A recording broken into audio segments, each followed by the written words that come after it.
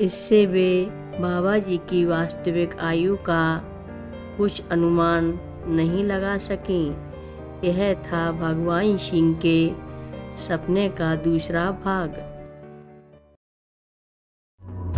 मंदाकिनी सलिल चंदन चर्चिताय नंदीश्वर प्रमथनाथ महेश्वराय मंदार पुष्प बहु पुष्प सुपूजिताय तस्मै मकाराय नमः शिवाय।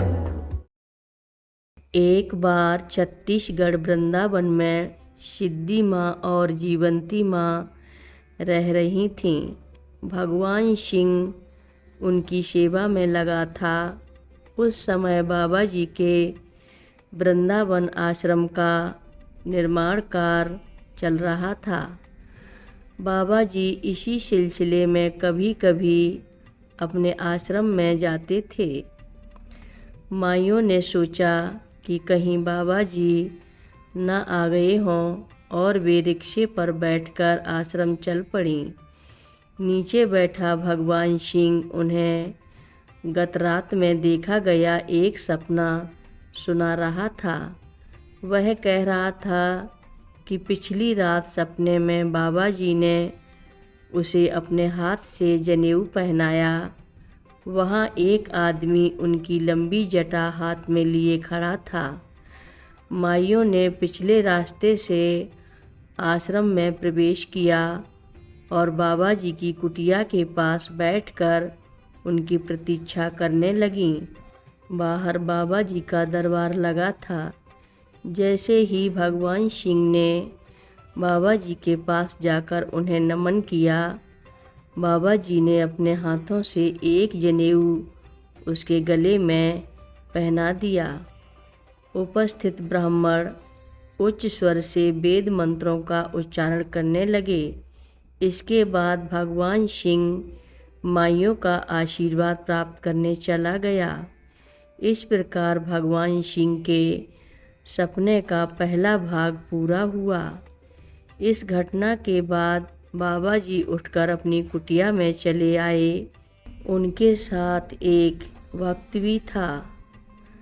वह कह रहा था कि उसे बाबा जी के उस स्वरूप की याद है जब उनकी लंबी जटाएं थीं, वे नग्न रहते थे और केले की छाल की कौपीन पहने रहते थे। बाबा जी ने कुछ अनमने ढंग से कहा, माइयाँ हमें वैसे ही परेशान करती हैं, तुम ऐसी बात कहकर हमारे लिए मुसीबत पैदा कर रहे हो। कुछ देर रुककर बाबा जी कहने लगे, अच्छा तुम उस समय कितने वर्ष के थे? मैं 60 साल का था। बाबा जी ने पूछा, अब कितने वर्ष के हो? भक्त ने कहा, अब 94 साल का हूँ। माइयाँ गलियारे में बैठी सब वार्ताएं सुन रही थीं। इससे वे बाबा जी की वास्तविक आयु का कुछ अनुमान नहीं लगा सकीं। यह था भगवान सिंह के सपने का दूसरा भाग। हर रोज़ महाराज जी की कथाएं सुनने के लिए रक्षा सूत्र चैनल को सब्सक्राइब करें, शेयर करें और लाइक करें। घंटी बजाना ना भूलें।